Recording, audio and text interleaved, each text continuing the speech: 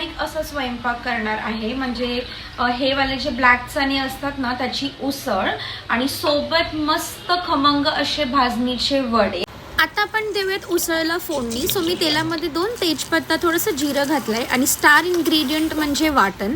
थोडंसं वाटण घालायचं आहे. वाटण आपलं ऑलरेडी भाजलं आहे, सो जास्त भाजायची गरज नाही आहे. सगळे रूटीन मसाले घाला. ह्याच्यामध्ये मी धन्याची पावडर आणि गरम मसाला थोडं जास्त घातलं आहे. आता धुवून ठेवलेले चणे घालायचे आहेत. आता तुम्हाला जेवढी ग्रेव्ही हवी आहे तेवढं पाणी ॲड करा.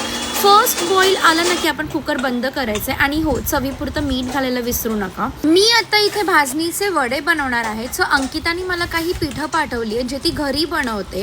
पॅकेटवरती सगळेच इन्स्ट्रक्शन्स दिलेले आहेत. म्हणजे याच्यामध्ये फक्त आता 1 चमचा आपण गरम तेल घालायचं आहे आणि थोडंसं मिक्स करून 10 मिनिट्स बाजूला ठेवून नॉर्मल पाण्याने जसं आपण वड्याचं पीठ मळतो तसं मळून हे मी पीठ मळून मला ज्या साईजचे गोळे हवे ते मी बनवून घेतले आहेत. आता हे पटकन असे प्लास्टिकवरती आपण थापून जसे आपण आपले वडे डीप फ्राय करतो आपण हे तसेच करणार आहोत. मस्त असे वडे थापले पण जातात. मस्त असे वडे सगळेच टम्म फुललेत. म्हणजे मी थोडेसे केले सुद्धा आहेत.